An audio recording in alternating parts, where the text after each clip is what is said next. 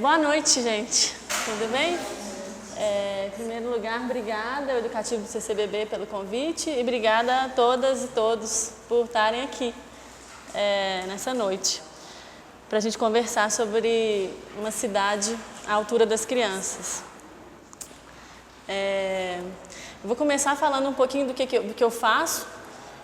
Eu sou uma das editoras da revista Pisiagrama, eu não sei se alguém aqui conhece. É uma revista que nasceu em 2011 que se propôs, quando a gente criou ela, somos hoje em dia éramos 4, somos 6 editores agora,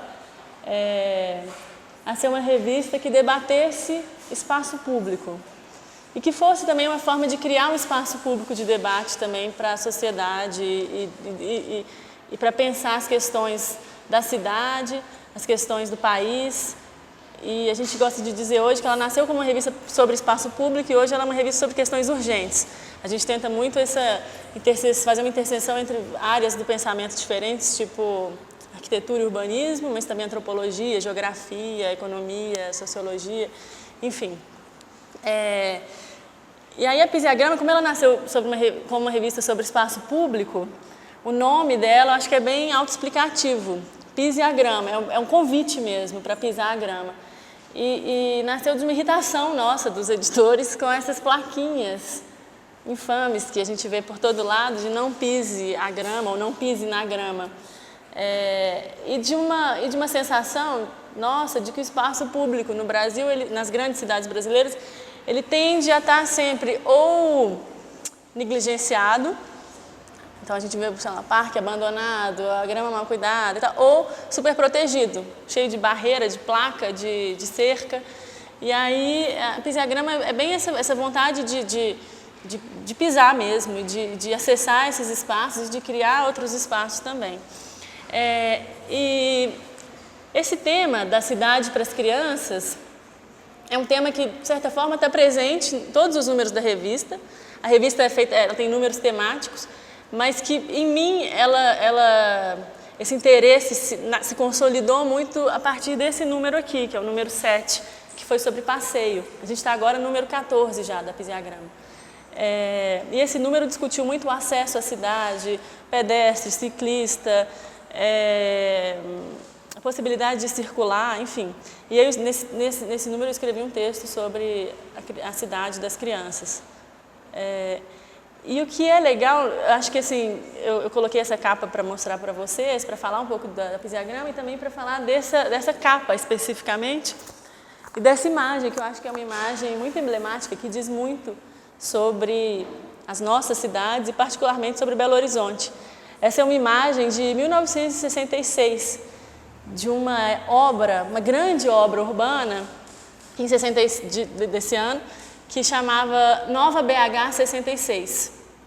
Eu não sei se vocês têm familiaridade com arquitetura e urbanismo, mas recentemente a prefeitura fez uma nova BH com o intuito de revitalizar a cidade e tal. E, bom, o que é muito, muito emblemático de como a gente faz cidade e para quem são as nossas cidades é o fato de que, com a nova BH 66, a prefeitura ela asfaltou uma grande parte das ruas da cidade, gastando mais ou menos 5,5 milhões de cruzeiros na época, com asfalto. E a gente pesquisou muito a propaganda política da prefeitura dessa época, e a propaganda daquela época mencionava muito assim, cidadãos, sintam o cheiro de asfalto novo. Tinha uma exaltação do asfalto, uma exaltação do carro, e um orgulho de ter coberto as linhas de bonde e de ter sepultado os rios da cidade. Foi nesse ano de 66 que uma grande operação de expansão rodoviarista teve lugar em Belo Horizonte. E aí esses 5,5 milhões de cruzeiros na época foram gastos com essas obras de asfaltamento, ao mesmo tempo que 20 mil cruzeiros só foram gastos com calçadas. Então essa imagem para mim ela é muito emblemática, aqui é o viaduto Santa Teresa, dá para ver ali pelos detalhes, ela é muito emblemática dessa cidade e para quem que essa cidade está sendo construída, com quem que o poder público está conversando e o que sobra para quem escolhe andar a pé ou precisa andar a pé. Para pensar a cidade, uma cidade à altura das crianças, eu faço um convite bem literal mesmo, que é o convite da gente tentar se imaginar um pouquinho, com mais ou menos assim, uma altura entre 95 centímetros e 1,20 m. Esse é um exercício que eu tenho pesquisado um pouco sobre isso, é um exercício que é muito feito em algumas cidades por planejadores urbanos, justamente para conseguir atingir essa perspectiva da criança, que é uma perspectiva que foi completamente esquecida durante muito tempo.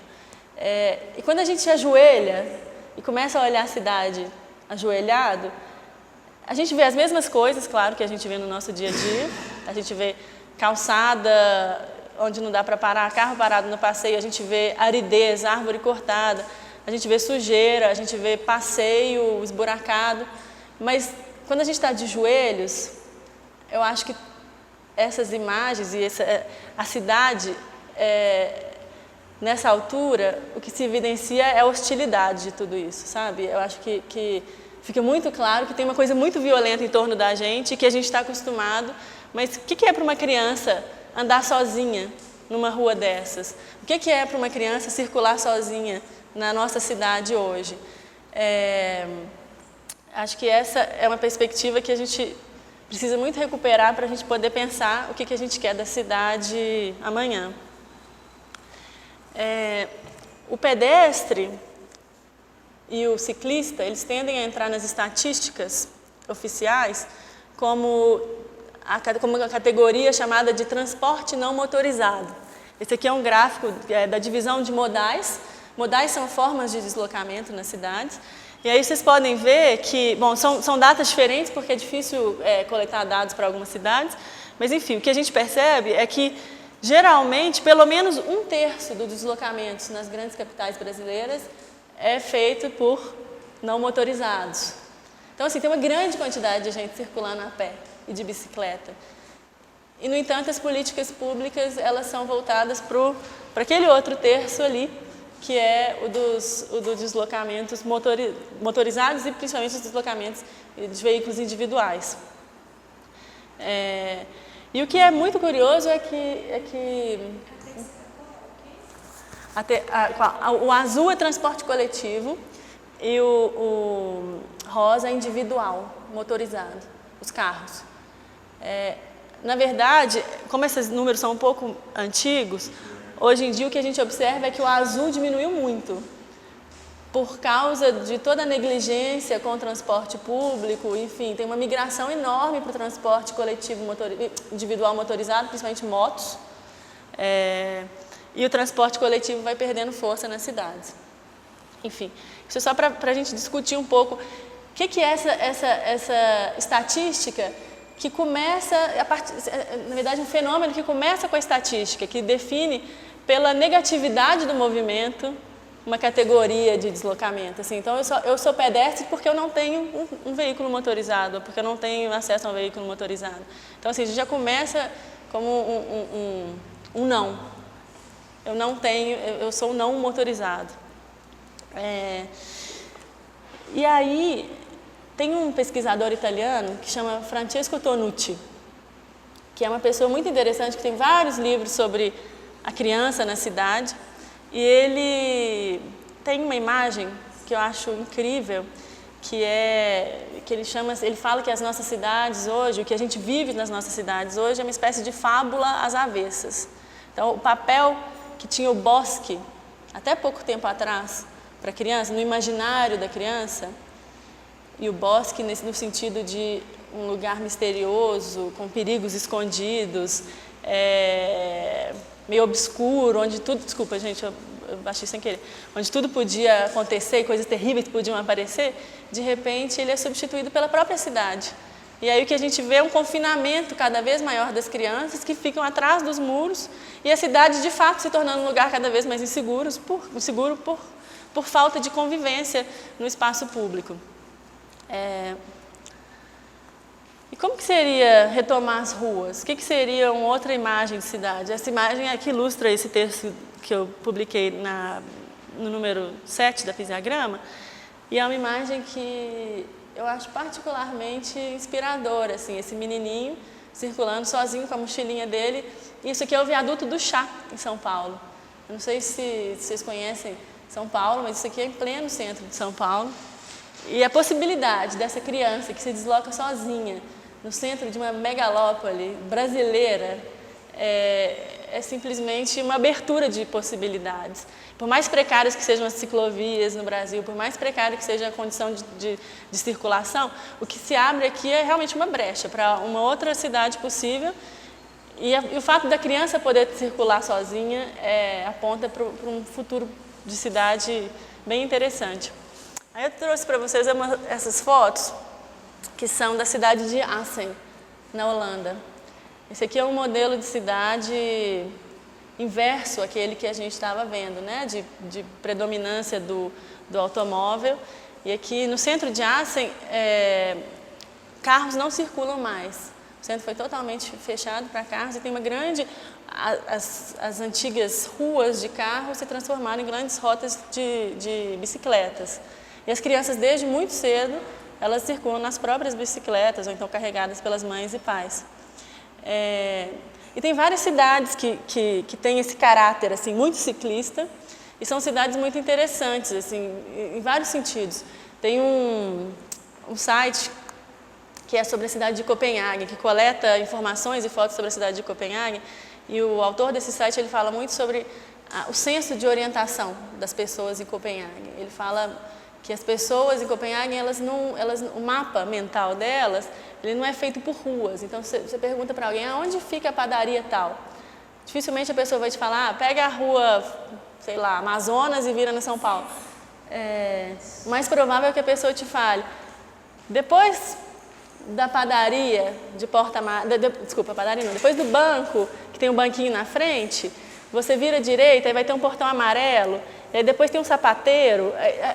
A orientação ela é muito do pedestre, e ela é muito sensorial, e ela é muito baseada na experiência vivida.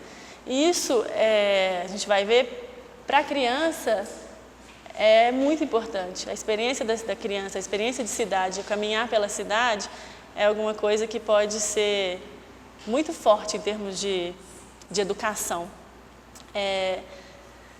Essa transformação das cidades, esse caráter das cidades, de algumas cidades da Europa do Norte, não são vocacionais. Essas cidades elas não nasceram ciclistas, essas pessoas das cidades não nasceram ciclistas.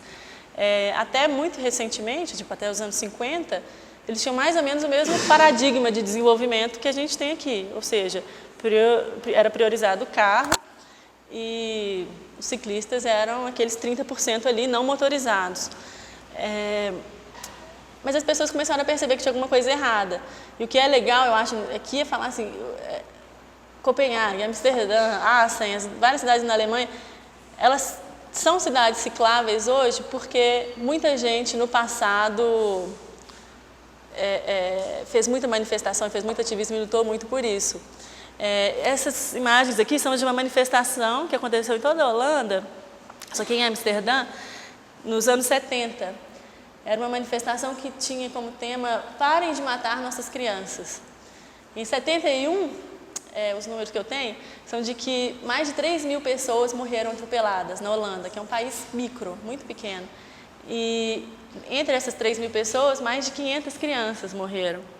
E aí esse protesto era um pouco contra, era sobre a morte dessas crianças, a morte real dessas crianças e também a morte simbólica da presença delas nas ruas. Essa aqui foi uma das ações que foram feitas, várias pessoas saíram com as bicicletas e resolveram parar a cidade completamente. Isso em Amsterdã.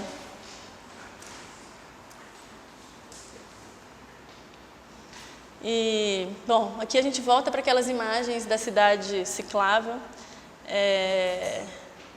Eu adoro essa imagem, esse menino comendo uma maçã enquanto ele dirige, e aí eu fico pensando, aqui a gente fala, nossa, que perigo, o menino sem mão, e é tipo assim, que perigo é o carro, que perigo é o menino tendo que disputar espaço com o automóvel, ele está ótimo dirigindo sem mão. E como eu estava dizendo, em vários países, existem vários estudos, depois eu posso, se alguém se interessar, eu posso passar mais referências, a respeito da produtividade escolar das crianças que vão a pé ou de bicicleta para a escola. Essas crianças que têm contato com o entorno delas, elas tendem a ser mais concentradas, elas tendem a ter melhores resultados em várias matérias, aí tem coisas bem específicas. E, enfim, são crianças também mais saudáveis, porque elas estão movimentando o corpo. E, desculpa, voltei sem querer. E principalmente, são crianças conectadas com as comunidades delas. Isso é muito, muito importante, assim, eu acho que talvez para a gente pensar em possibilidade de uma cidade por vir, que cidade que a gente quer e quanto que as nossas crianças estão conectadas com a cidade, com a possibilidade de habitar a cidade, sem medo. Porque acho que tem muita criança que tem que necessariamente ir a pé para a escola, que tem necessariamente que ir de bicicleta para a escola, mas num contexto que é muito diferente também, que é um contexto de privação, que é aquele do não, é o não motorizado, a criança é quase assim, ela vai por falta de opção, e não porque aquilo é alguma coisa de positivo. Tem um pesquisador que eu gosto muito, que é o Bruce Appleyard, que é um pesquisador norte-americano, e ele trabalhou durante muitos anos pesquisando as rotas das crianças, casa, escola, casa, natação, casa, igreja, enfim, o dia a dia dos deslocamentos das crianças. E aí, esses aqui são 2 mapas que ele mostra como exemplo de um fato que, assim, pensando assim, parece muito evidente, mas que é muito fundamental, que é as crianças que se deslocam majoritariamente no carro, elas tendem a fazer mapas mentais, a desenhar mapas mentais que são muito mais elementares, assim, geralmente é uma linha que conecta uma coisa à outra. Enquanto as crianças que se deslocam a pé ou de bicicleta, elas têm um senso de comunidade, um senso do lugar onde elas vivem, que é muito mais aguçado. Ele fez esses estudos em cidades que são muito parecidas, em bairros que são muito parecidos em termos de população, em termos de renda, em termos de características socioculturais. Então, e o que é mais legal, eu acho, nisso aqui, é que o que ele percebe, nesses anos todos de trabalho, ele também dá consultorias para várias empresas, para várias prefeituras, e aí o que ele percebe é que, muito rapidamente, esses mapas mentais se alteram e se transformam quando a criança tem a chance de passar de bicicleta para a escola ou andar mais a pé no bairro dela. Então, isso muito rápido, essa percepção, ela muda, o que é uma grande esperança. E esse outro gráfico também que eu acho genial é do pai do Bruce Appleyard, que é o Donald Appleyard. É um sociólogo, urbanista bastante conhecido, que trabalhou também muito tempo tentando entender as interações sociais que se dão em diferentes tipologias de rua. Então, a gente tem aqui 3 ruas, tipologias de rua não, na verdade, tipologias de trânsito na rua. Na verdade, são 3 ruas. E aí, isso é uma pesquisa durante muito tempo, ele faz isso em várias e observa padrões muito parecidos. São 3 ruas com tipologia muito parecida de edificação, então são edifícios baixos ou edifícios altos, enfim, todas são muito parecidas entre elas. Mesma renda, mesmo nível sociocultural. A grande diferença entre as 3 é que a primeira é uma rua de trânsito intenso, a segunda é uma rua de trânsito moderado e a terceira é uma rua de trânsito leve. E o que ele observa é que nas ruas de trânsito intenso, as interações sociais, que são aquelas linhas, para a esquerda, as interações sociais entre vizinhos, ali ele fala especificamente de onde as pessoas têm relações de amizade. Quem que você conhece na sua rua?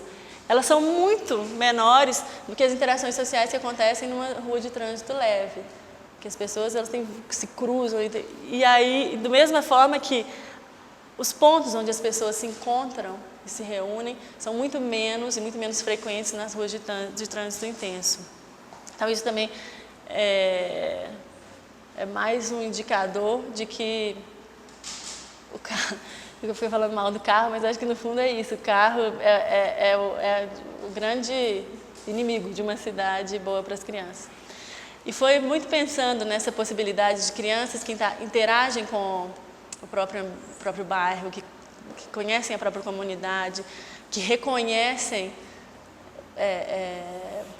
os pontos do próprio bairro, e as pessoas e os vizinhos, e que conseguem estabelecer essas relações, que várias cidades, várias escolas em várias cidades do mundo pensaram em criar sistemas de ônibus coletivo a pé, conhecido também como pé de bus em alguns lugares.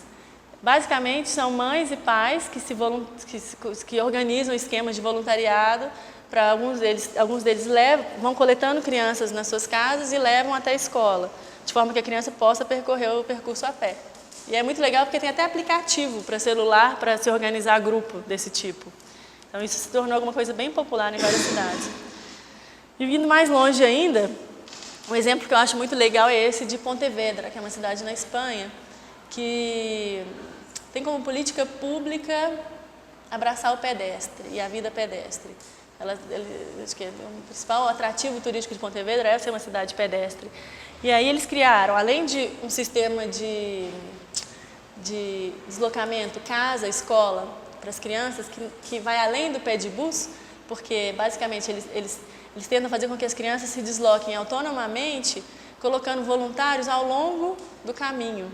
São voluntários da prefeitura, que ficam ao longo do caminho vestidos, identificados. Então a criança tem algum problema, ela sabe reconhecer, sabe recorrer. E tem telefones públicos de linha direta para as crianças ligarem. Então assim, é uma coisa que dá segurança para os pais e faz com que estimula, digamos, que as crianças andem a pé.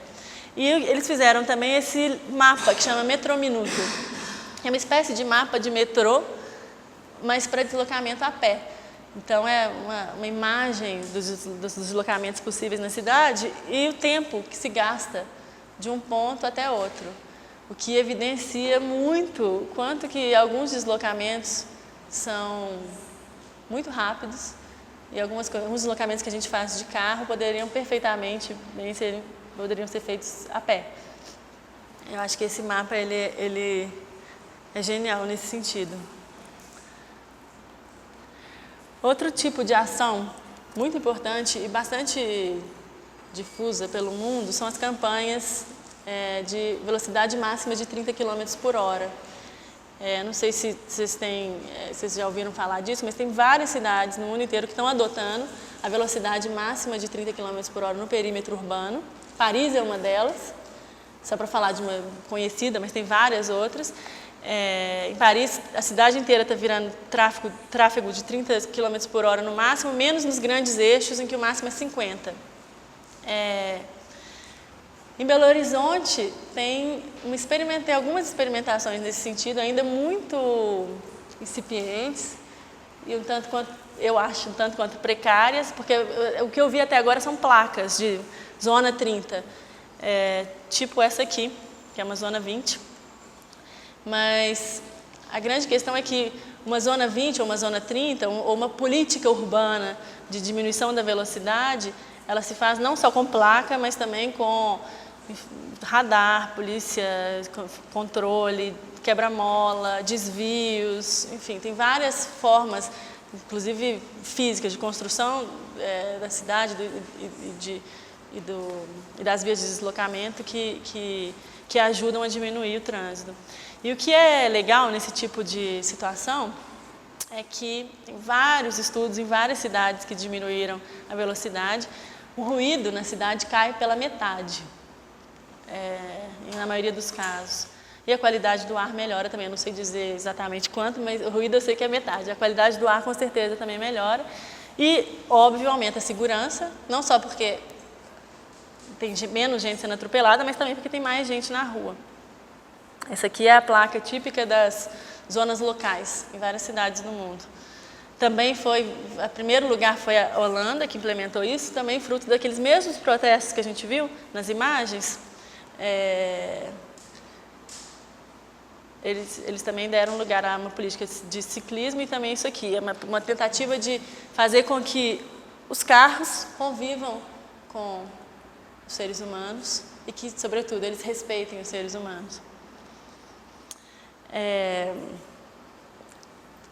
Acho que a principal informação para a gente se engajar com uma campanha de velocidade máxima de 30 km por hora é essa aqui.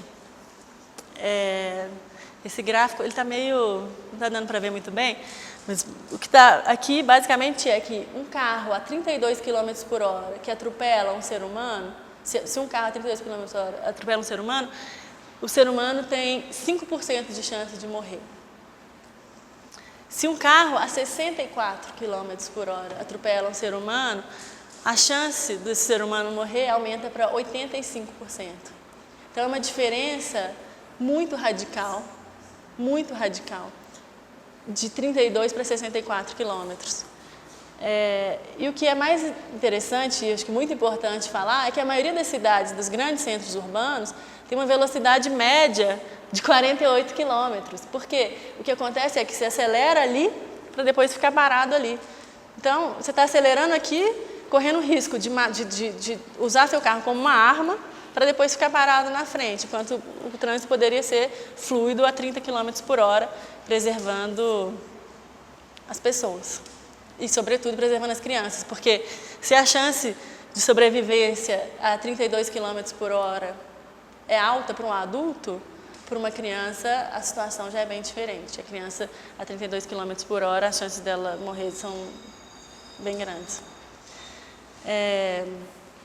E aqui vem uma informação bem chocante, que eu não sei se vocês já sabiam, mas o trânsito é a principal causa de morte infantil no Brasil. E dentro dessas mortes infantis, por trânsito, o atropelamento é a principal causa. Então, assim, a criança pedestre é a criança que está sofrendo com uma política pública voltada para o automóvel e que negligencia os não motorizados. Tipo essa. Essa é a propaganda, é uma campanha publicitária da Prefeitura de Belo Horizonte, exaltando as obras da Antônio Carlos, aqui à esquerda. Ali em cima à direita vocês podem ver o nosso Boulevard Arrudas. Ou seja, isso aqui é vendido para a população como um benefício. E que modelo que é esse de cidade? Como uma criança, tenta imaginar agora, vamos voltar para os nossos joelhos. Atravessar daquele ponto ali de grama até aquele bairro ali é absolutamente impossível, é absolutamente inviável. Que modelo de cidade é esse? Para quem que é essa cidade? O que é louco é que nas nossas cidades, mais ou menos 30% do espaço público das cidades é constituído por ruas e avenidas. As ruas e avenidas, elas são para quem está circulando em veículos motorizados. Então, assim, é muito importante ter isso em mente. Assim, qual que é a quantidade de pedestres na cidade, qual que é o espaço das ruas e avenidas e quem que está usando esse espaço e qual que é o investimento público, para onde que está indo o dinheiro das nossas cidades, para que tipo de obra, qual que é o modelo que a gente está pensando hoje no Brasil de cidade. Esse cartaz aqui foi feito pela Prefeitura de Münster, na Alemanha, é antigo, de 2001, a gente já circulou muito, talvez muitos de vocês já tenham visto. É o espaço ocupado pelos diferentes modais. A mesma quantidade de pessoas circulando de carro, circulando de ônibus ou circulando de bicicleta. Esse é o espaço que elas ocupam numa rua. Então, vale muito a pena pensar isso, essa relação que eu estava falando, de quantidade de pedestres e quantidade de espaço que se ocupa. E aí, para isso, eu trouxe essa imagem, que é uma obra do Leon Ferrari, que é um artista argentino, que veio morar no Brasil nos anos 80. E ele relatava muito esse choque dele com o trânsito de São Paulo, com como que o trânsito de São Paulo tomava a vida completamente. E essa aqui é uma obra bastante conhecida dele, de uma série dele, que ele pega esses decalques que são típicos que eram da arquitetura, usados para os projetos antigamente, e faz esses viadutos sem saída, quase, né? Que me lembra muito aquela música do Itamar Assunção, vocês conhecem? São Paulo, não há saída, só rua, viadutos, avenidas. E é isso, né? Tipo, essa coisa sem saída. E aí a gente ficou, na Pisiagrama, a gente fez uma provocação, tentando pensar naquela história do espaço ocupado pelos ônibus, pelas bicicletas, pelos carros, e que e o que é a nossa cidade tomada por isso, e se a gente fosse substituindo. Essa aqui é uma intervenção na obra do Leon Ferrari, tá, gente? A obra do Leon Ferrari é aquela primeira, mas é um pouco um convite a pisar grama e a substituir o espaço da cidade por outras coisas, ônibus, ciclistas, parques, praças, equipamento público de lazer. Que cidade que a gente poderia ter? No ano passado eu dei uma oficina numa escola particular de Belo Horizonte, foi muito legal porque a gente trabalhava essas imagens com as crianças e depois deixava eles desenharem o que eles queriam, e foi incrível porque nesse espaço assim dos carros surgiram coisas inacreditáveis, assim, de parquinhos super elaborados e, enfim, é bonito pensar que a cidade poderia ser de outra forma. E pensar a cidade de outro jeito não é uma coisa utópica, irreal e completamente impossível. Tem vários exemplos pelo mundo de cidades que são mais apropriadas para crianças e para seres humanos em geral. Esse aqui é um exemplo bastante conhecido, que é Seul, na Coreia do Sul. Seul era atravessada por essa grande obra rodoviarista aqui, esse grande viaduto. Embaixo desse viaduto tinha um rio. Durante muitos anos esse rio ficou coberto, enfim, é um padrão que a gente conhece bem. A gente tem aqui embaixo no Arrudas a mesma coisa, bastante parecida. E nos anos 2000, Seul resolveu demolir o viaduto, demolir o tamponamento e resgatar o rio. E o que se tem hoje é isso aí, ou seja, uma possibilidade de vida em comunidade, de construção de vida em comunidade. E aí eu acho que entra muito a questão da criança. A criança e o universo simbólico da criança, né? Eu acho que assim, pensar numa cidade para criança e pensar nisso aqui como uma cidade boa para criança, não é só pensar na qualidade do espaço e no quanto que melhorou a qualidade do espaço, mas é pensar também na possibilidade de utopias mesmo, de construção do simbólico em comunidade. A criança que tem acesso à comunidade, a criança que tem relação com a comunidade, ela tem acesso ao simbólico coletivo. E isso acho que é a parte mais fundamental disso tudo. Tem vários exemplos pelo mundo, também depois eu posso mandar por e-mail, não vou ficar mostrando muita coisa, mas isso aqui é em Nova York, uma transformação super simples, que tira uma faixa de carro, entra uma faixa de bicicleta, entra mais espaço para pedestre. Isso aqui é baratíssimo, isso é tinta no chão e vaso de planta grande, nada mais do que isso. Isso foi bem revolucionário em Nova York recentemente. E para além das transformações viárias, né, que eu estava dando exemplo, a gente tem outros modelos também para pensar cidades e pensar a centralidade da criança na cidade. Essas fotos aqui são de um CEL, que é o Centro Educacional... Como é que é? Centro Esportivo... Centro Esportivo... Não, Centro Educacional Urbano. É educacional. Nem sei, acho que eu não anotei aqui não. Ai, desculpa, gente. Mas enfim, são os CEL, Centro Educativo Único, Unitário, enfim. Porque a ideia do único é assim, basicamente, o modelo do CEL foi um modelo criado nos anos 80 e o que se propunha lá era o seguinte: vamos fazer escola, mas a escola ela tem que funcionar como um epicentro do equipamento público do bairro ou da região. Então a escola ela não é só escola, a escola ela vem com um dos módulos unificado. Ela vem como um de vários módulos. A gente tem o módulo escola, o módulo biblioteca, o módulo teatro-cinema, o módulo piscinas, o módulo quadra, o módulo, em alguns deles tem parque. E a ideia, o Alexandre Delijakov, que é um dos arquitetos que desenharam os CELs no início, ele fala muito da ideia do equipamento público modulado se transformar numa grande praça, um lugar de encontro para a comunidade.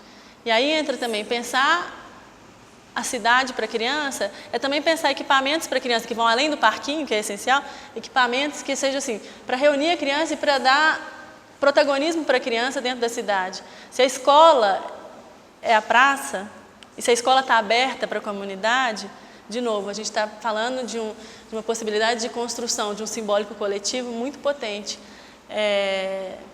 Eu acho que se as crianças fossem prioridade na cidade, talvez a gente teria outros modelos de escola por aí.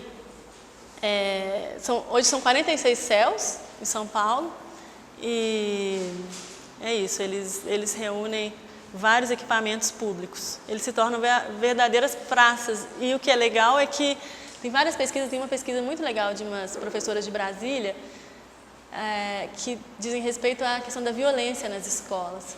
Parece que os CELs são um modelo muito interessante de combate à violência a partir da ideia de abertura.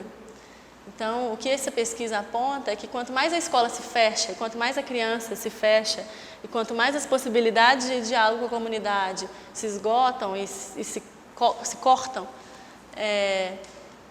mais insegurança se tem. E a partir do momento que se abre para a comunidade, a partir do momento que a criança vira protagonista, que as mães e pais são convidados a participar, o que se tem é o contrário disso, é uma vida urbana mais saudável e menos insegura. Nesse sentido, eu trouxe também uma campanha, a campanha da Fisiagrama, que eu até vi alguém com uma bolsa aí da Fisiagrama. A gente fez essa campanha em 2012, e falando em praça, né? O céu como praça, acho que essa aqui também é uma forma de pensar uma utopia possível para as nossas cidades. A gente fez a campanha em 2012, na época da campanha eleitoral, para a prefeitura e para vereador. E o que a gente observava foi durante a Noite Branca, que foi organizado pelo Jaca, e o que a gente observava, agora nem tem tanto, né, que foi proibido, mas eram aqueles cartazes de político com um rosto e um número. E a gente se propôs a fazer o oposto disso, pensar numa proposta, sem rosto, sem número, que pudesse ser adotada por qualquer um e, sobretudo, que fosse uma utopia possível, realizável. E essa de uma praça por bairro, ela aponta muito para esse lugar da criança na cidade, né? Um lugar de lazer, mas não só de lazer, um lugar de encontro, um lugar de construção coletiva, um lugar de troca para cada bairro. Depois tem carros fora do centro, ônibus sem catraca, nadar e pescar no Arrudas, parques abertos 24 horas.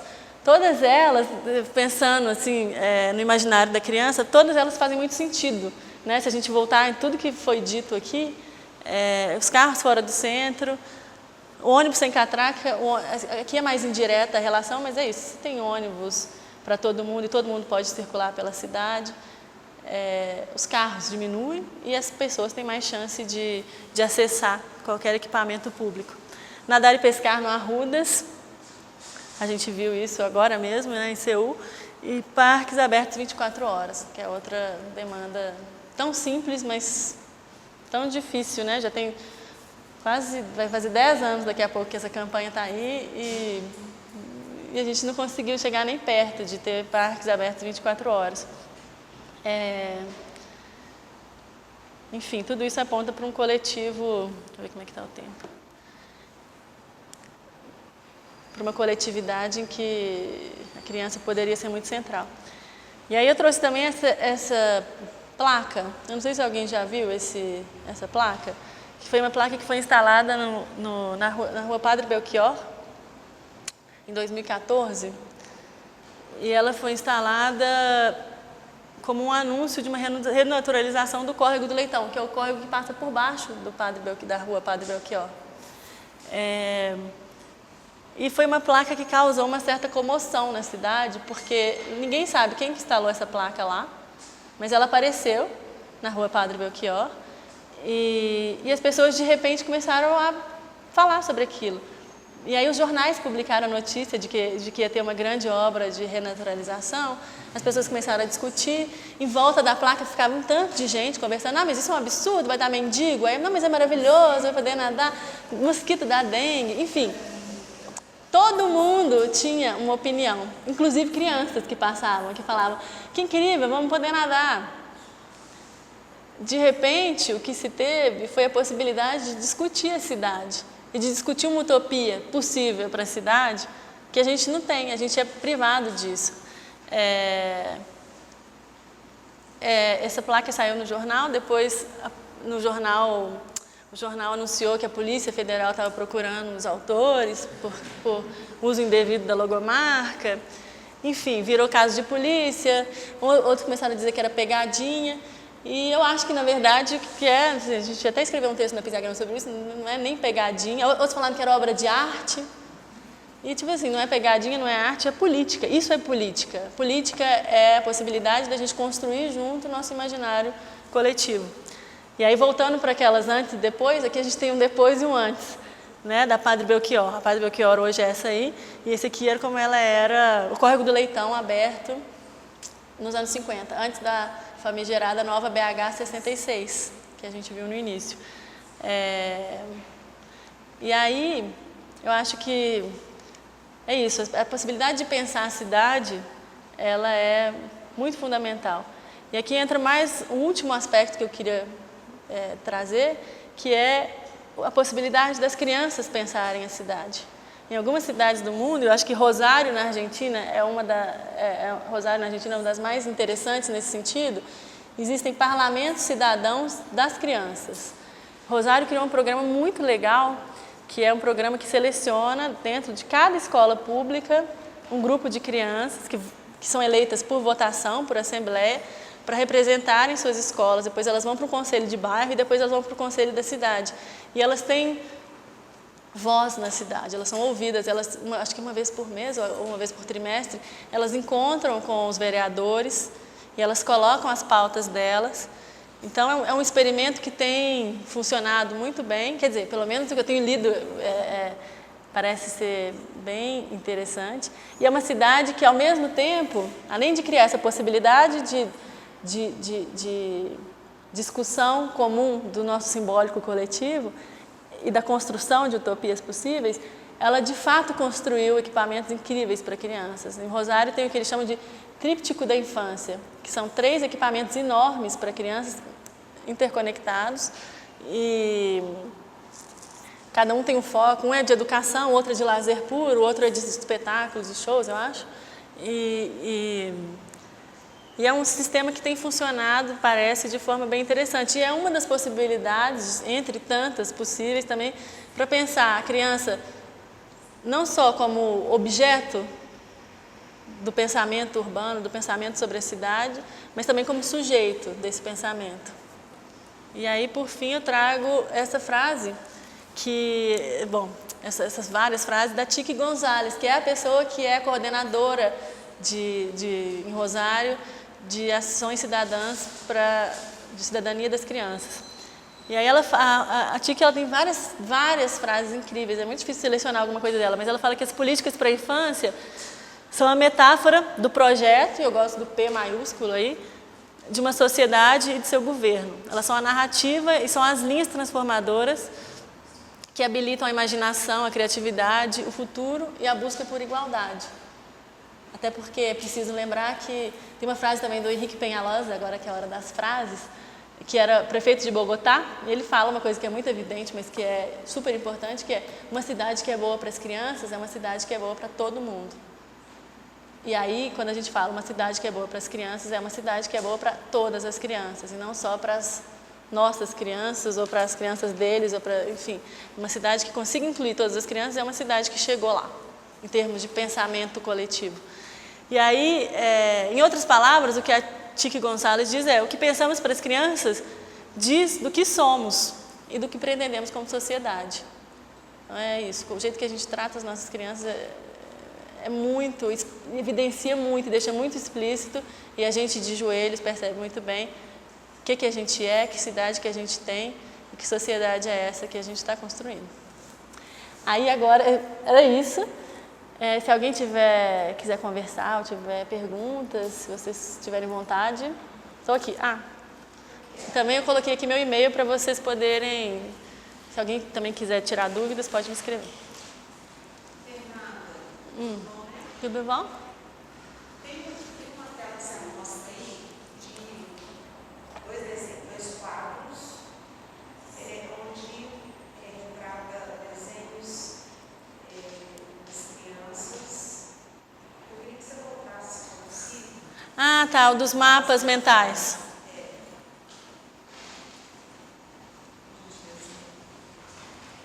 Tem um monte de coisa.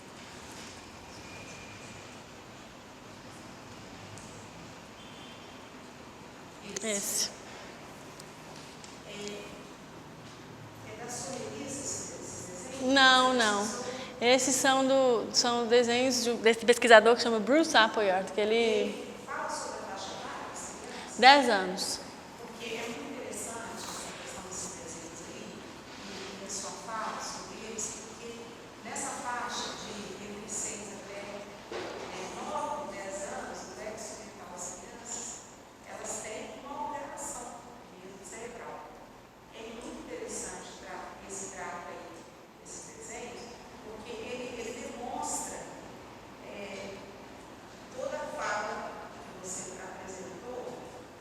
Esse desenho tem uma representatividade maravilhosa e bem clara a respeito dessa necessidade, dessa necessidade que você está abordando aí, porque esse imaginário da criança nessa faixa etária, ela tem todo o sentido, ela tem um sentido muito amplo, não só desse imaginário da criança, mas dessa possibilidade, dessa faixa etária que ela está transitando com aquilo que ela vive e o que ela realmente acredita ser interessante, importante para a sua vivência futura.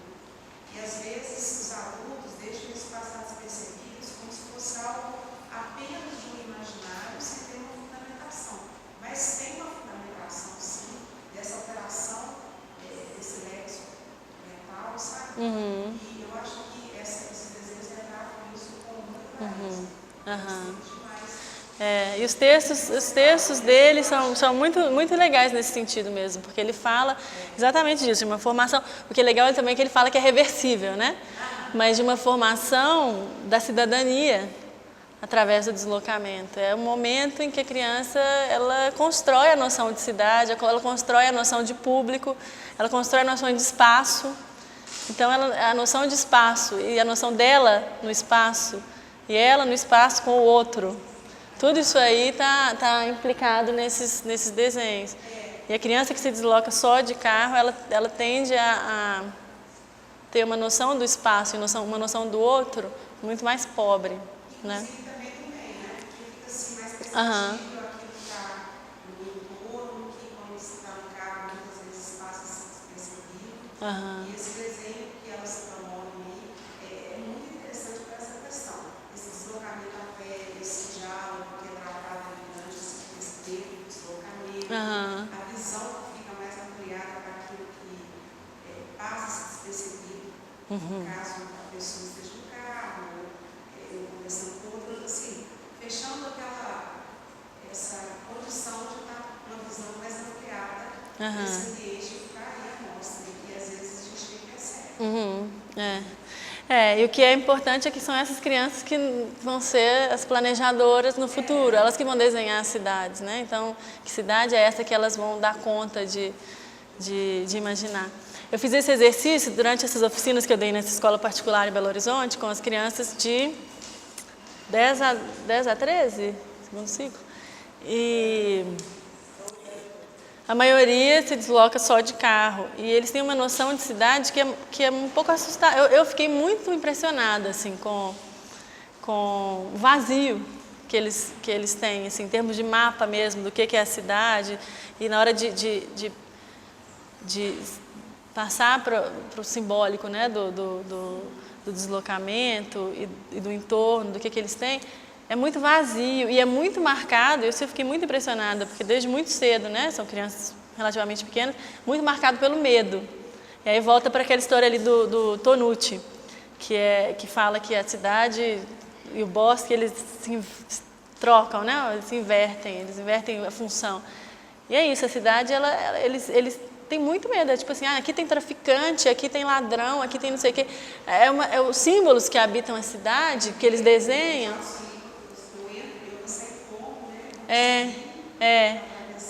E é de ausência de percepção do outro mesmo, de abertura para a alteridade, de conhecer a perspectiva, outras perspectivas, né? Então, acho que Você falando isso, eu moro em Nova Lima, né? Metropolitana, eu não dirijo, eu tenho carro, e eu desloco de ônibus com meu filho de 8 anos. Então, assim, esse deslocamento é fonte de conversa infinita, assim, não é?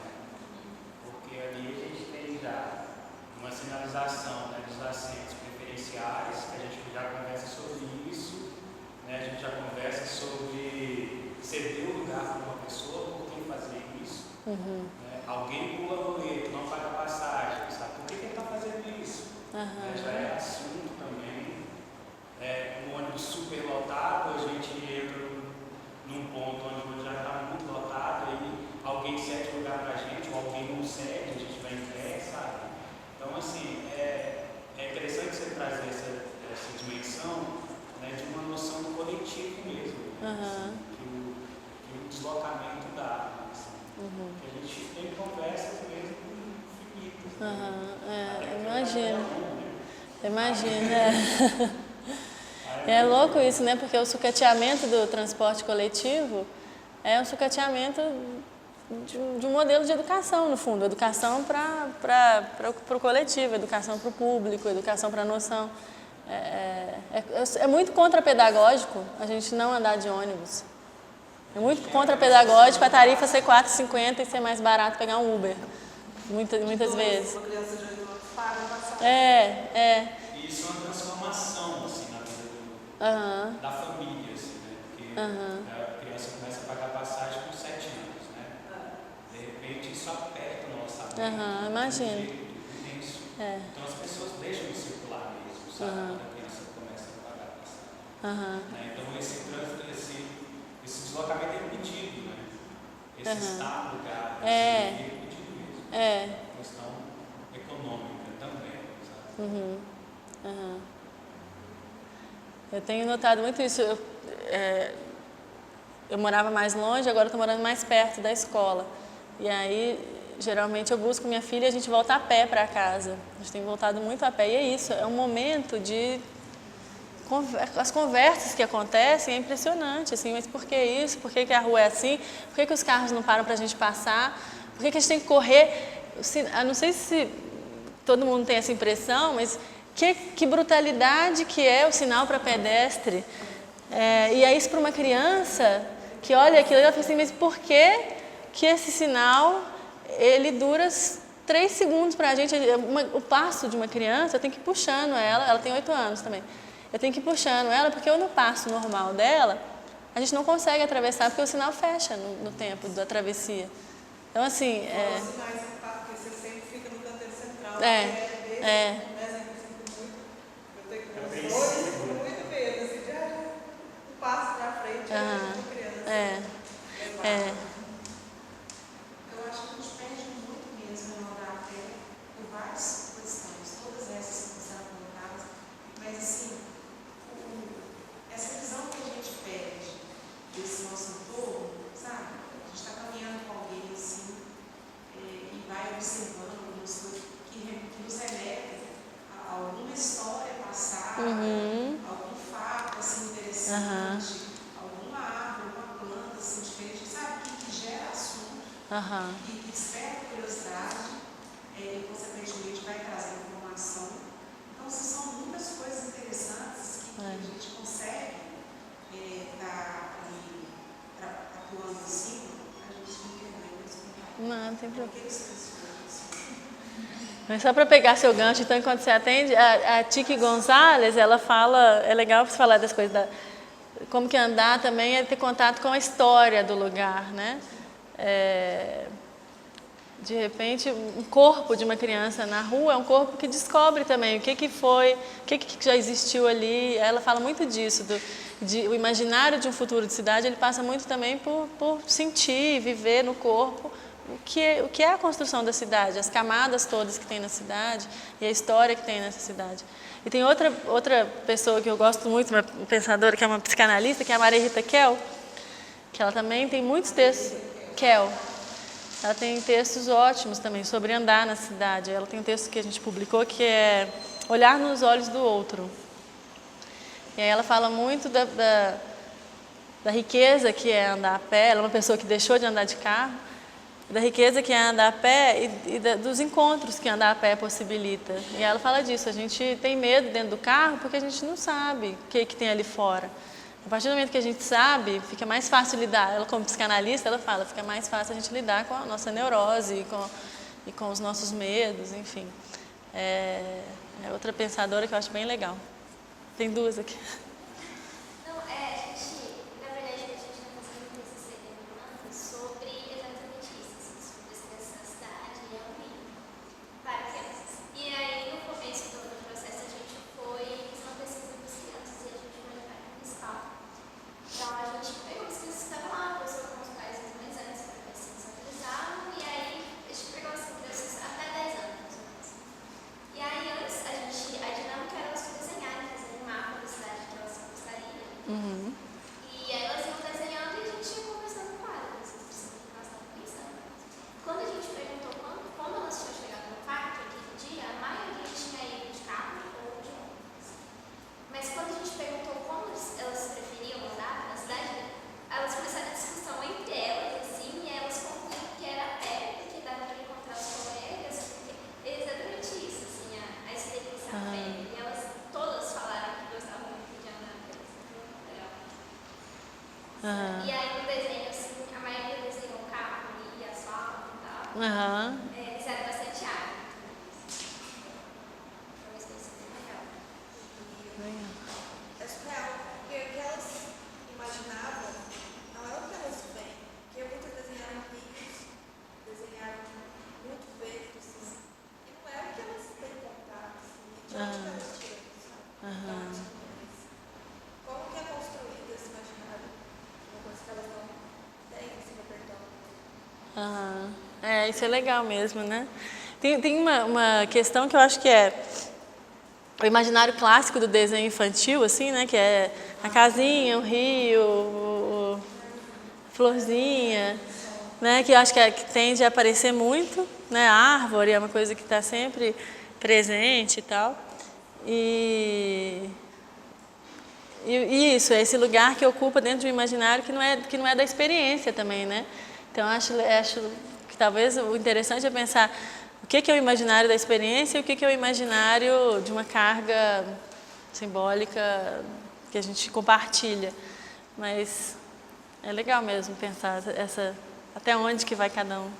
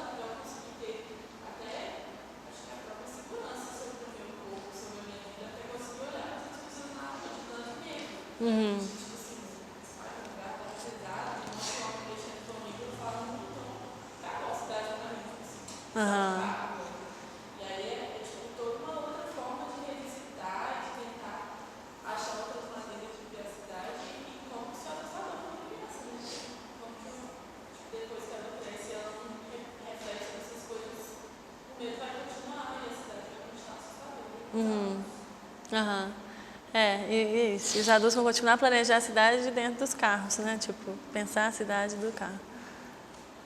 E a questão do educar para a autonomia. Né? Muitas famílias não confiam a liberdade do filho em função dos meios criados, né? Então, assim, não deixa o campo sozinho, assim, ter proteção, assim, vai abafando. E a questão também da arquitetura hostil. A gente vê igrejas, tem um jardim maravilhoso, aí tem uma grade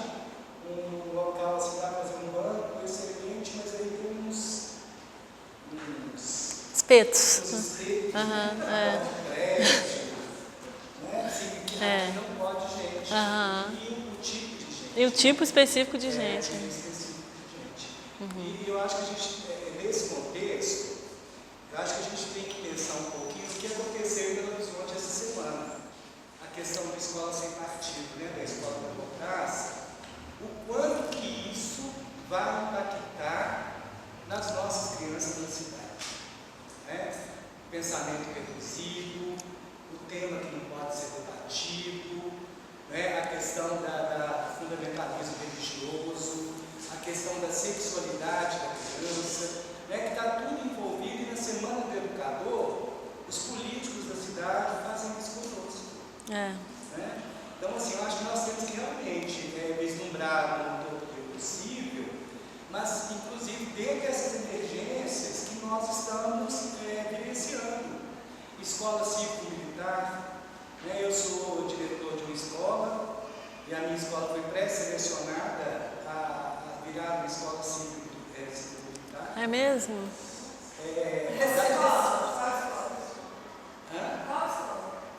É uma professor de Betim, escola de Betim, Carlos Drummond de Andrade. Dentro da superintendência estadual, eles escolheram 5 escolas para Minas Gerais. Das 5, a escola que eu hoje dirijo foi a única que recusou. As outras 4 aceitaram.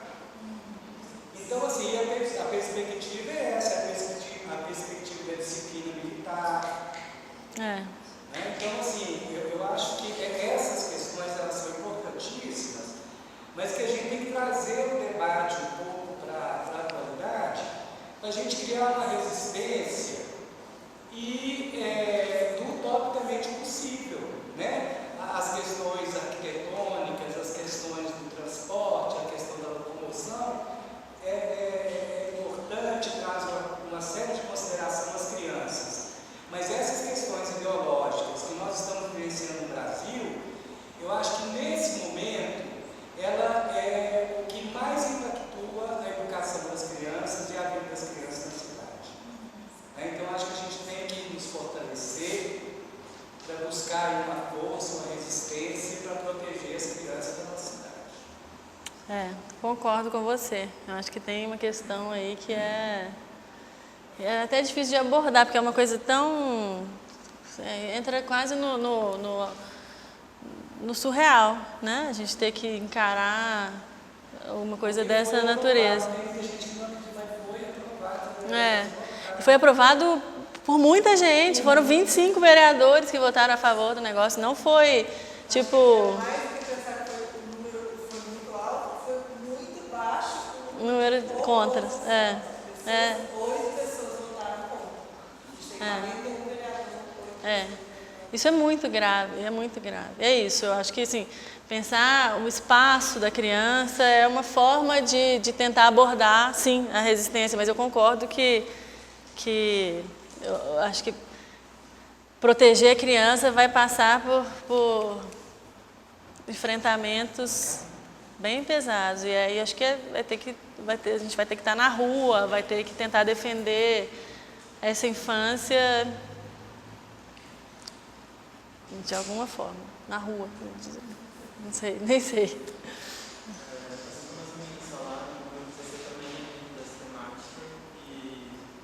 Só que eu fiz o contrário, eu vi muitas iniciativas da questão da consciência de cidade, da consciência urbana para crianças, porém a partir do centro. E aí eu fui tentar entender qual é essa consciência de cidade na periferia. Que ótimo. E aí o que eu notei era que essas práticas que, igual você apresentou também, que existem em outros países, na Europa, eu via na periferia, o beco como uma extensão das casas, as pessoas sentadas e crianças brincando. Essa questão dos pais se organizarem entre si para levar as crianças, porque muitos pais saem às 4 da manhã para esse trabalho e tem toda essa organização de como ir, e inclusive vários grupos de crianças indo sozinhas, elas se reúnem nas suas ruas e vão caminhando sozinhas porque não tem outro jeito. E aí eu fiquei pensando, porque eu fui ensinar em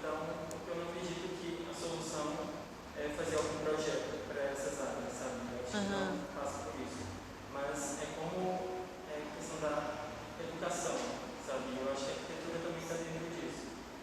Só que o que eu noto é que, por mais que na infância tem toda essa questão de direito à consciência de ocupação do espaço público, da rua, com continuidade da casa na periferia, isso vai perdendo ao longo do tempo, e aí essas pessoas passam a ser facilmente controladas como marionetes pelo poder público, e aí começa, quando adultos, não tem consciência nenhuma em relação a esses direitos, a esses espaços que ocupavam quando crianças.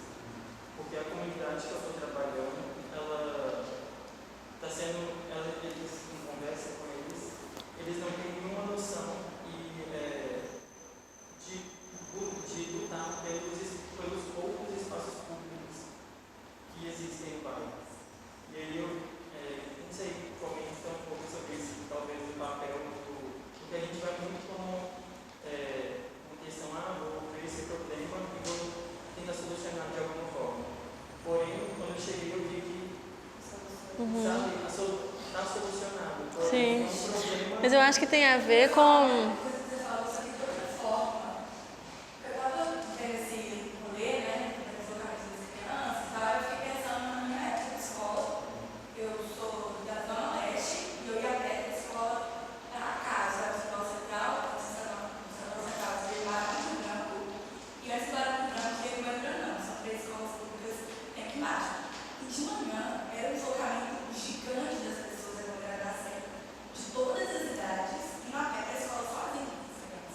E aí, crianças, adolescentes também, adolescentes e tal.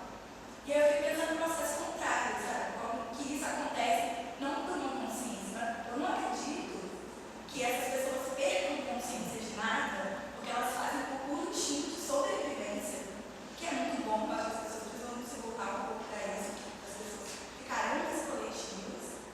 Mas eu não acho que se perde uma consciência de como é bom fazer isso, porque quem acha isso bom? A primeira coisa que uma pessoa pensa quando ela pensa em melhorar a situação da vida é ter um carro. Para você ser uma pessoa para casar, e ninguém acredita nisso, né? O cara, se vai para casa, tem que ter um carro, a preferência, 30 vezes mais certeza. Ou uma moto. E, tipo assim, você tem que se livrar do transporte público da sua vida. Para você ser uma pessoa bem-sucedida. E aí, tipo assim, aqui no Brasil não existe essa educação no senso comum de que você ficar na rua o dia inteiro é uma coisa boa, de que você ir a pé para a escola é uma coisa boa. Então, é muito difícil querer que a gente, que acha isso tudo muito maravilhoso, uma coisa maravilhosa, muito legal, colocar na cabeça das pessoas que isso é legal, porque elas não fazem isso por opção.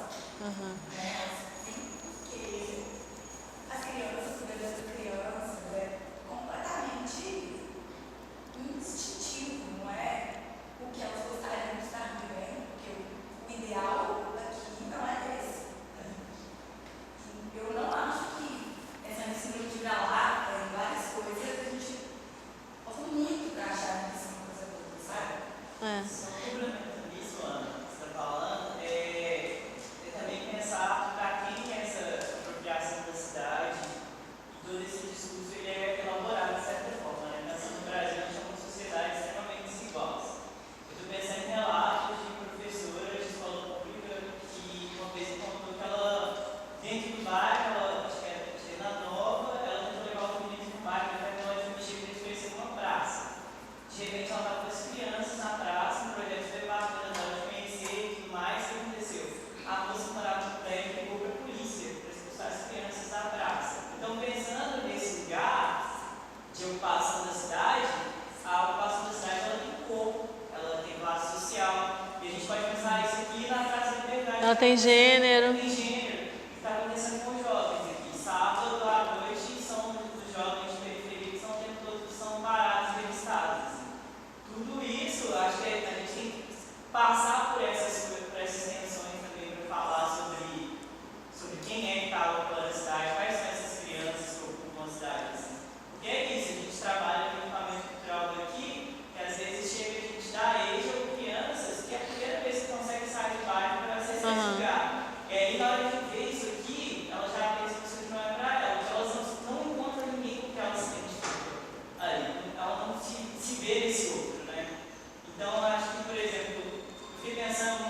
queimar, quando você falou que você fez numa escola particular, como é que seria fazer isso com nível de ocupação? Eu também eu tenho muita vontade de fazer isso. Porque eles vão ter uma outra visão do que é a cidade, do que Com é certeza. espaço público e tudo mais.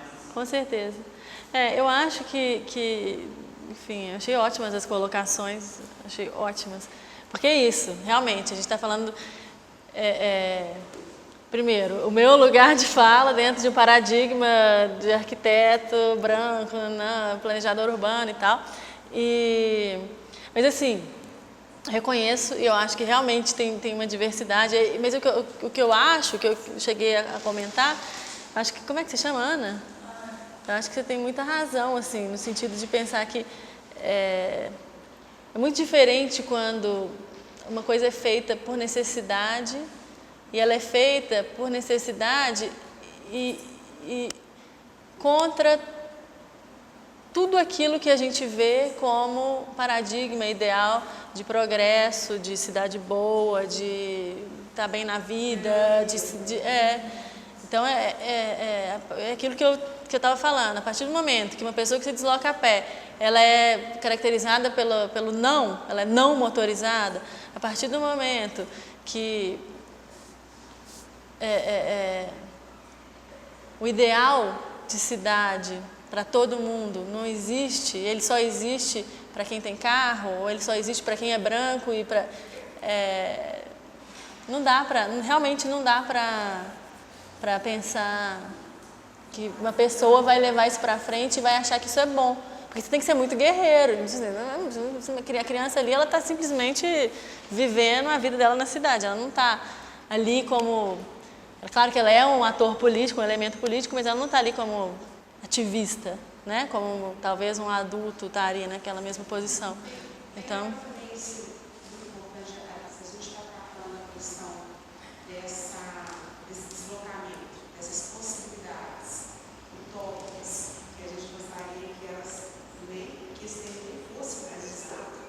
É terrível, na verdade. Fazer esse planejamento urbano para que pudesse atender a qualquer pessoa que nós cidadãos temos direitos, né, de estarmos nesses locais são feitos para os nossos pés caminharem.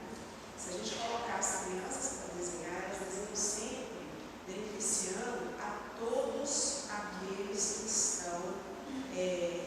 Se a gente pega uma escola e se a gente pedimos as crianças para redesenhar aquela escola, aquela estrutura toda, elas tiram, a primeira coisa que elas fazem é tirar essas divisórias. Elas não tiram essas divisórias, porque eu já fiz esse trabalho com crianças para saber como elas gostariam, como elas entendem que a inclusão, desculpa voltar, estou trazendo aqui uma questão assim, de acessibilidade, questão de trazer pessoas com deficiência ou mobilidade reduzida, e qualquer um de nós, em algum momento, podemos estar dentro desse segmento, retirado tudo isso e feito essas aberturas que dão condição a qualquer pessoa, em qualquer situação que ela se encontre, seja definitiva, seja temporária, seja de vida, enfim, dela poder ir, deslocar. Então, quebra.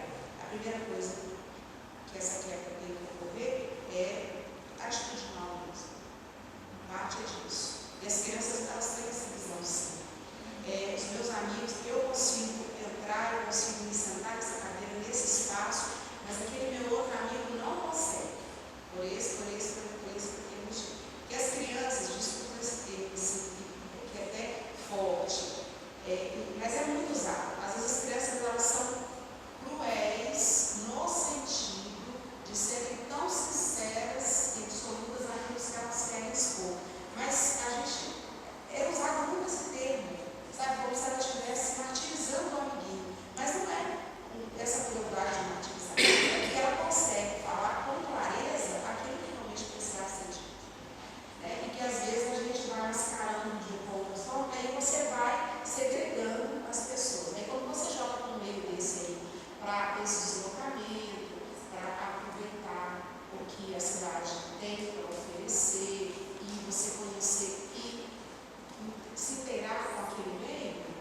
a gente se depara o tempo todo com as barreiras. Né? Porque quando se encontrar um arquiteto para fazer um prédio, esse arquiteto consciente sabe que não só por questões das obrigações legais, ele vai ter que cumprir com aquelas normas ali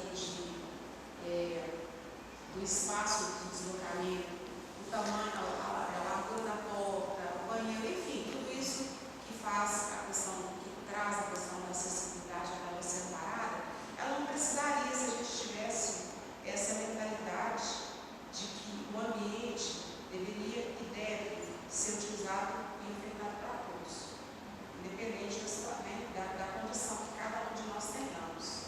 Então, a gente conseguiria fazer um espaço, sim, que não tivesse esse tipo de segregação de qualquer tipo que seja.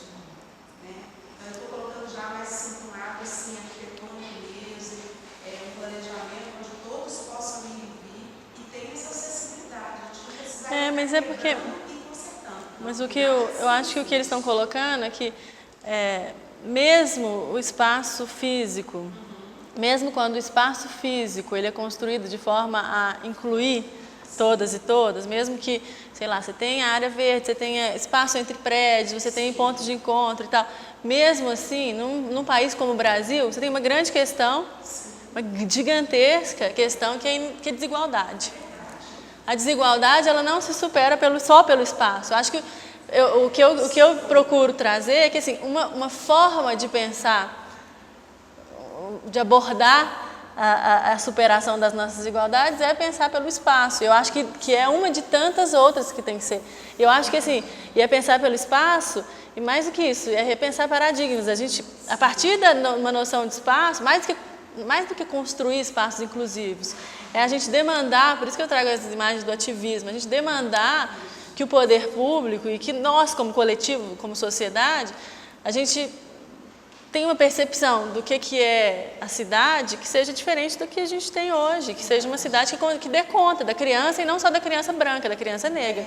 E aí sim a gente tem uma cidade decente. Então assim, não adianta construir uma coisa, uma criança negra de periferia que vem aqui para o CCBB, eu imagino que ela deve ficar totalmente perdida. Tipo, Palácio das Artes. Palácio das Artes, o que é aquilo? Está lá no centro da cidade, está no polo de transporte, tem muita gente chegando. Quem que entra ali dentro?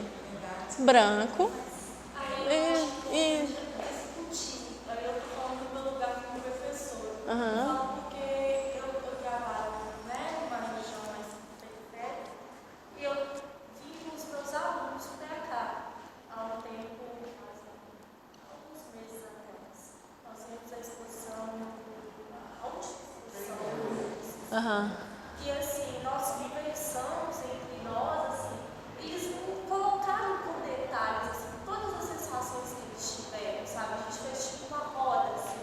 Mas uma coisa que eu vi assim, que chamou muita atenção, que eu queria trazer para a discussão, mesmo que não tivesse uma resposta para eles, é o que eles trazem. Por exemplo, uma aluna eu lembro que ela falou assim: professora, a gente estava aqui, nossa, mas que povo bonito. Eu falei assim: bonito por quê? O que tem deles que são bonitos? Porque, professora, eu tentando levar eles a pensar, assim, sabe? Mesmo que não tenha uma resposta, porque eu tenho alunos que não conseguem enxergar. Né? Eu tenho um aluno igual, a gente estava lendo um aluno do sexto ano, não era uma turma do sexto ano, mas essa turma que veio comigo, mas a gente estava lendo, até pelo espaço do conhecimento, uma pequena reportagem falando dos bilionários que estão investindo no transporte, pesquisas espaciais.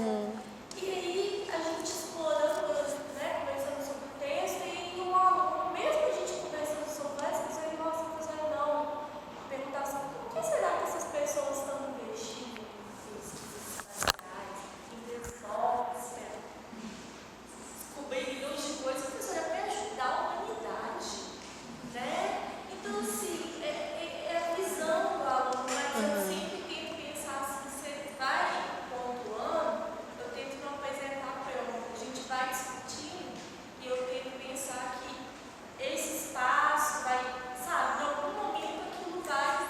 compartilhar na medida que a gente vai trabalhando. Aham. E outra coisa, eu tenho que falar antecipadamente que esse espaço aqui é um espaço, tá? Com toda uma questão cultural, elitizada e tudo, mas que tem os espaços deles, as experiências deles. Uhum. Né? Sim.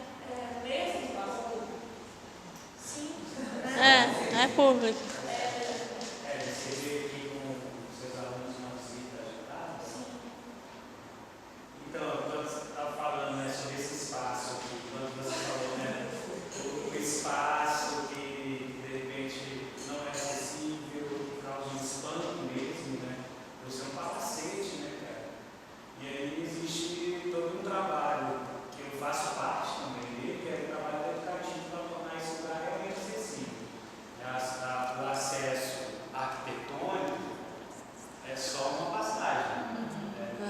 Que vai tornar realmente acessível são pessoas. É o atitudinal, sabe? Eu faço parte do grupo temático de trabalho aqui, que é acessibilidade e inclusão. Então, quando a gente recebe grupos de escolas aqui, a gente recebe um acolhimento mesmo, sabe? Existe uma parte da visita que a gente chama de acolhimento. E é visita, sabe? É como se eu estivesse recebendo em casa. Eu passo mais tempo aqui, às vezes, do que não estou em casa. Então, assim, eu acolho essas pessoas, elas se sintam bem aqui, se sintam parte desse lugar, para que elas retornem, sabe? Então, assim, a ideia de genitor do educativo é essa, né? A gente fala em visita mediada, né? Essa visita onde tem a possibilidade de troca de ideias sobre os conteúdos das exposições. E aí, assim, a visita mediada para o educativo é estar em minutos, sabe? É estar nessa diversidade, sabe? A gente recebe escolas de periferia, recebe grupos de pessoas em situação de rua, e tinha uma visita que, para quem tem, é uma visita viva, sabe? Para quem vem esses do banco. Então a gente lida com essa diversidade toda de público, né? Pensando nesse acolhimento para todo mundo. Mas eu, em especial, eu olho com muito carinho e cuidado para essas pessoas que estão aqui pela primeira vez, que não têm o costume de estar nesses lugares. Então, assim, desde o deslocamento, sabe? Sair da escola para vir para cá, a visita já começou necessária. Então, esse deslocamento pela cidade, né? Às vezes vem para cá, o que fica dessa experiência é o deslocamento, sabe? Não é nem exposição, sabe? Eu vou fazer. Tem um cara que chama Diogo de Moraes, vocês já viram? Diário do Busão. Que é maravilhoso. Ele é um cara, ele trabalha com educativo também, eu não sei para qual instituição, Diogo de Moraes, SESC, né? E aí ele acompanha os meninos de várias escolas e aí ele vai desenhando as histórias que ele escuta no ônibus do educativo. E é maravilhoso, porque, tipo... Já fez isso em São Paulo. Mas é muito louco assim, essa relação que eu comentei com você, porque essa relação existe com as praças. Eu lembro do Rio que eu ficava, e eu moro na Zona Leste, né, Santa Efigênia, do lado da minha casa e tal. Aí eu fui naquela praça, fui na Peixoto. A gente estava começando a sair, eu falei, vamos pegar umas comidas e ficar lá na grama. Aí o menino, não. Claro que não, vamos fazer isso, não, você é doida. Aí eu tô assim, gente, a praça, as pessoas, as crianças ficam aí, nossa, todo dia. Gente, criança brincando, você não pode, não. Aí não, eu não sou sempre nessa grama, não, tá parecendo um mendigo na grama, não sei o que, ele falou brincando, mas eu já fiquei assim.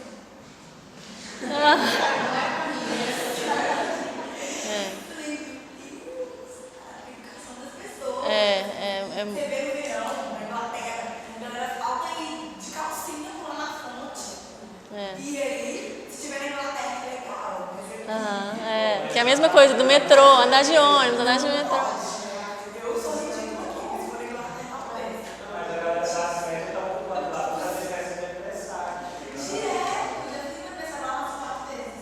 Gente, o parque municipal eu acho maravilhoso. Todo mundo tem um estúdio lá.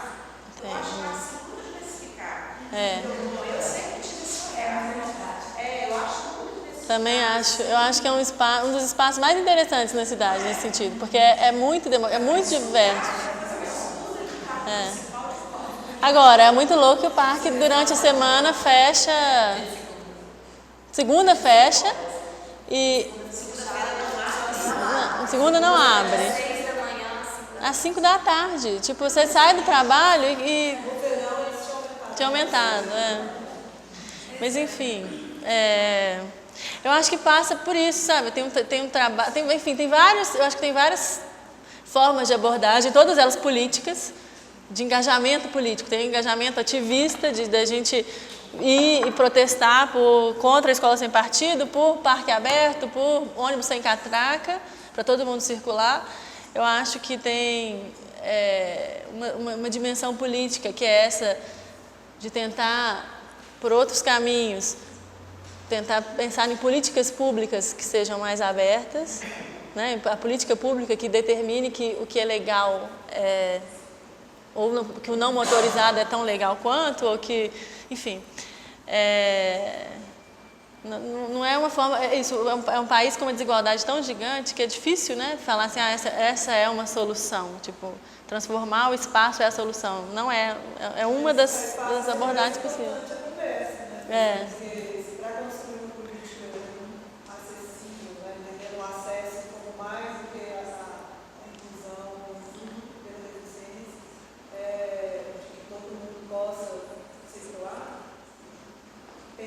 Trazer as pessoas que vivem em contextos diferentes para pensar como é a cidade, passa a ser uma coisa mais importante do que em outros lugares. Sim. A experiência é mais ou menos homogênea. E aí essa placa do leitão foi muito legal nesse sentido, porque é isso, tinha gente de todo tipo, os comerciantes da rua, os mendigos mesmo que passavam, os velhinhos desde sempre. E aí, de repente, é tipo, a partir de uma imagem, que eu acho também que tem essa dimensão do simbólico que volta. Uma imagem realista, né? Todo mundo consegue visualizar. Não é assim, um desenho, enxergar é muito importante, né? Uma época eu trabalhei no Ribeiro de Abreu, com o Itamar, que é um dos líderes comunitários lá. No bairro Ribeiro de Abreu é um bairro onde passa um rio. Tem uma cachoeira, 6 quilômetros do centro de Belo Horizonte tem uma cachoeira, Córrego do Onça. E aí o Itamar ficava assim, eu só precisava de um modelo 3D. Eu só queria que as pessoas enxergassem o que é o rio, se ele fosse limpo, tivesse um parque, uma ponte que atravessasse, eles só queriam, é isso, sabe? Se as pessoas conseguissem ver, talvez elas se engajassem. Que tem a ver com isso. As crianças do Ribeiro de Abreu, elas brincam na beira do rio. Mas, poxa, não é esse rio que a gente quer dar para elas. É o rio massa, com um deck de madeira legal, o rio limpo passando, enfim. A gente conseguir enxergar para além da necessidade, né? A gente conseguir enxergar para o lado da utopia mesmo.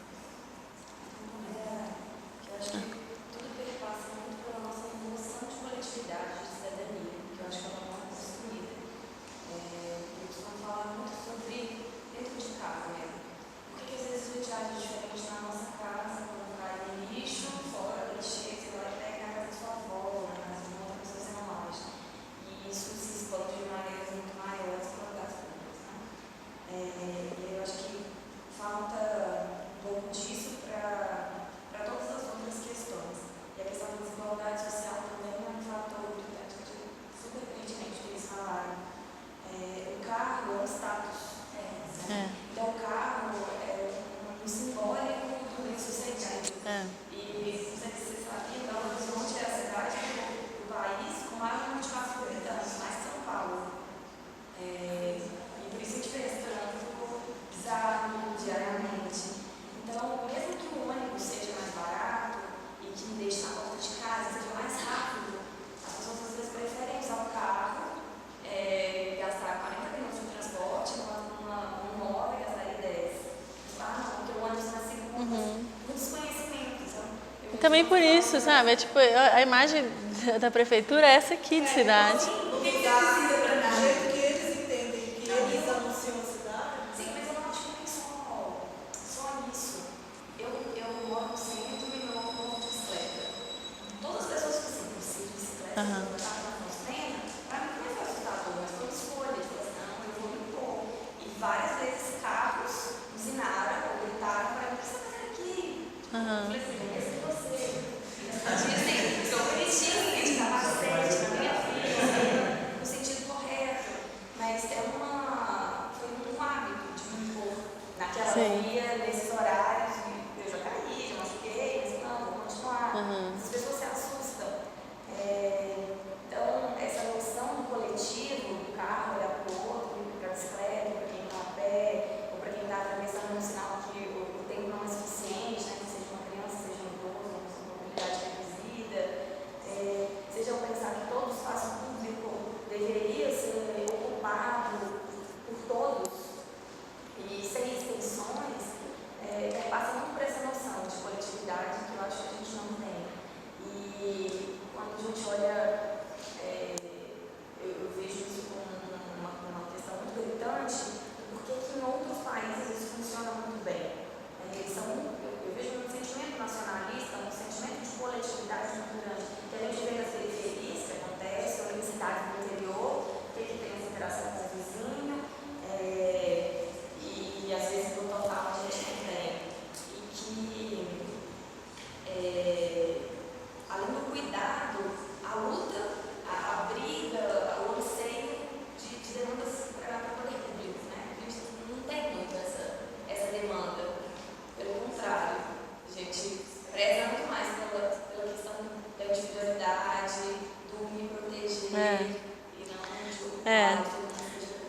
de A noção de privado no Brasil, ela é muito marcante, né? A saúde, assim que possível, você contrata um plano de saúde. Assim que possível, você compra um transporte individual motorizado. Assim que possível, você tem um muro com uma cerca e cerca elétrica. Assim que possível, a solução é sempre privatista, né? Põe um parquinho no seu prédio, não na praça. É o país do privatismo mesmo. Isso que a gente, eu acho que a ideia de criar uma revista chamada Pisiagrama é muito indo contra a ideia do privatismo, que é muito marcante mesmo na nossa sociedade. Assim que possível, você cuida do seu, sabe? É tipo, salve-se quem puder. E é muito radical mesmo. do sonho de visitar a Europa. É. As pessoas falam na França, assim, com um arte super chique, vou para Paris, vou fazer isso, vou fazer aquilo. É uma das cidades mais nacionalistas que tem e que demanda por toda a questão do coletivo. Ninguém anda de carro, porque não tem como andar de carro. Nós temos muito espaço no Brasil, que é contraditório, sabe? Porque nacionalistas são...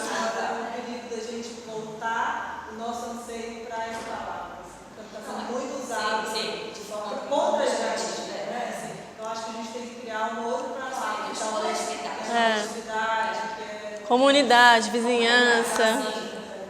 E também pela limitação de espaço, eu acho, né? Nós somos um país territorialmente muito maior que todos. Eu acho que é uma questão muito mais de ter identidade, se identificar com as pessoas locais, do que de ter a noção da nação, né? Que é uma noção também já fracassada, assim, no discurso.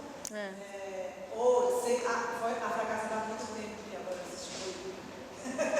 Mas é uma coisa que já não era para existir. A utopia, né, muito antiga de que não fôssemos nações separadas. Tem um podcast que eu ouvi da Gata Colomba, no Brasil, assim, que ela fala sobre isso, assim, de alguém numa entrevista com ela, nesse podcast, que assim,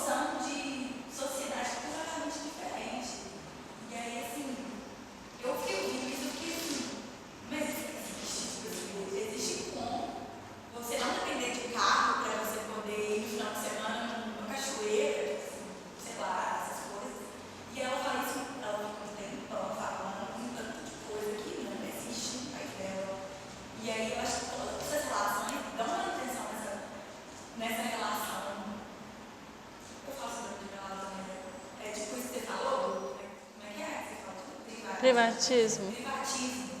E aí ela falando, e eu tipo assim, não, mas isso é normal, não, isso não é normal. Não, mas isso é normal, tá, gente? E aí é normal você odiar a pessoa que anda de bicicleta, porque ela anda de bicicleta, não de carro igual você. E aí você odeia o motorista do ônibus, porque o motorista vai passar na faixa tal, você não pode, e vira, sei lá, é bizarríssimo. É muito bizarro. A gente vive numa sociedade muito bizarra e não se dá conta de tanto que é bizarro. A verdade é essa. Porque nossa, a gente está tão habituado, É, a gente é. não se questiona continuamente. Vai, Gente, vai ter algumas cidades do interior que são, pelo amor de Deus, é um sonho de consumo. Você chega na cidade, assim, não tem grade na janela. Eu conheço.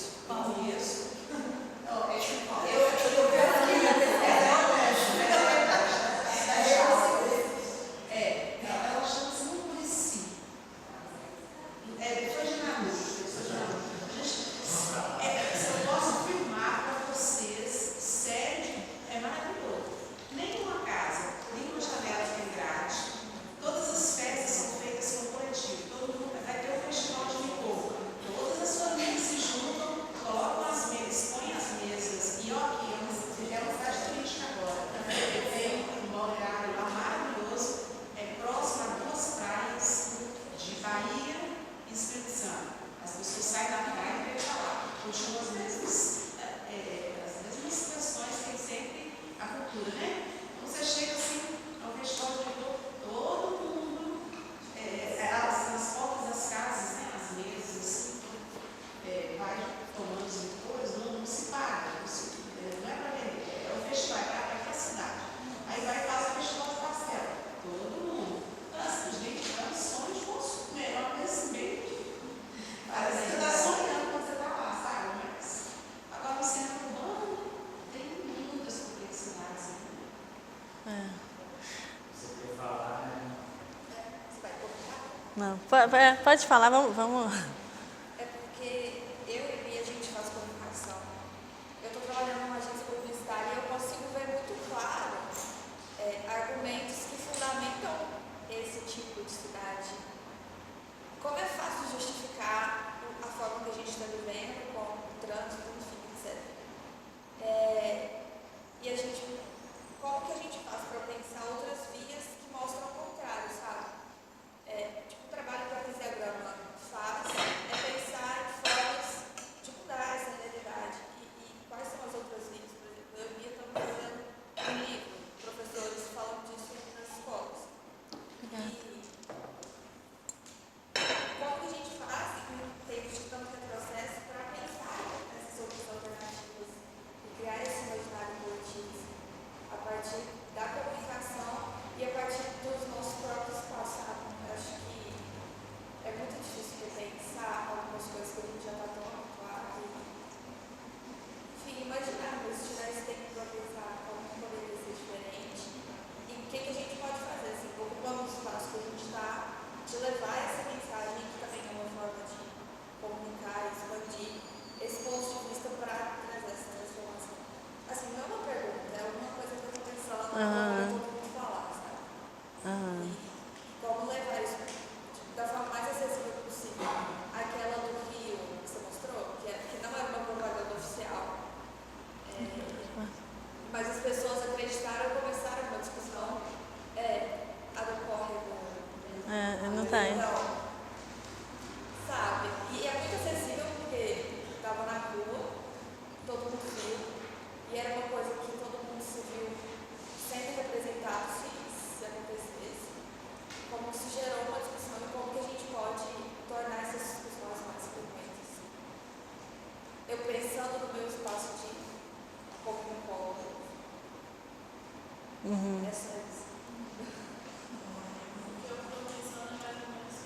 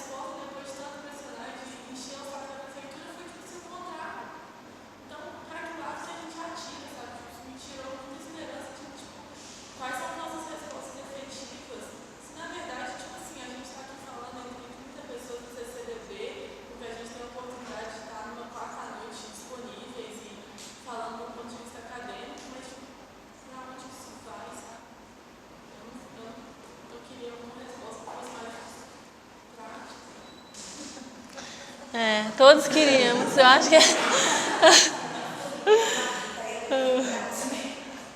tipo isso, nós. Eu acho. Já é um começo. Eu acho que todos queríamos uma resposta prática. Eu acho que é isso. A gente tem várias esferas de ação. Tenho visto muito pouca gente nas ruas. Isso é um fato. Escola sem partido, cadê? O mundo inteiro parou agora com a questão climática. As manifestações aqui foram relativamente pequenas. Cadê? Sabe? Eu acho que tem... Foram pontuais, né? Foram pontuais.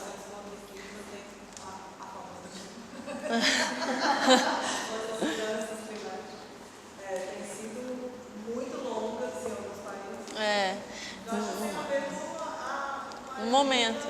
muito intenso, né? Assim, foram mesmo, a gente fala que as escolas sem partido teve uma luta muito grande dos professores na Câmara. Na Câmara, sim, mas...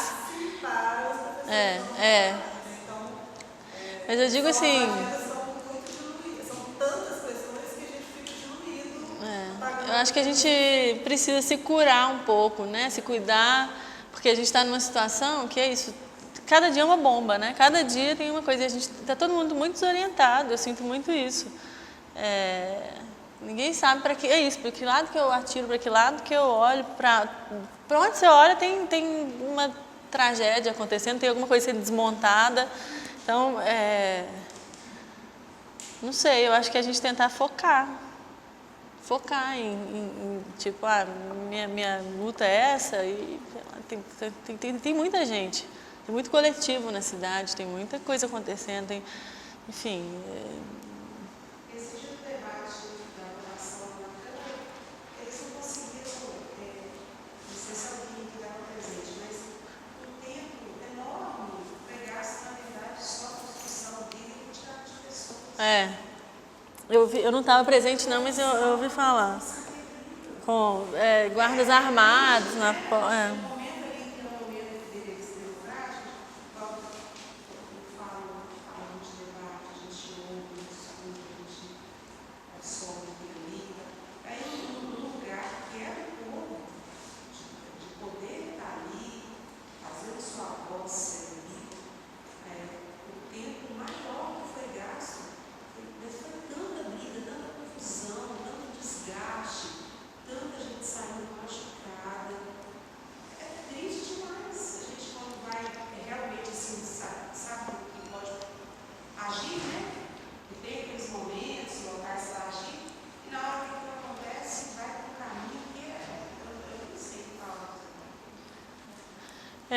Eu acho que nesse sentido eles estão conseguindo, né? Está todo mundo muito desarticulado, muito sem esperança. Acho que talvez vai precisar de um tempo para a gente se reestruturar e não sei. Também acho que todo mundo compartilha desse tipo. Vão acabar todo mundo.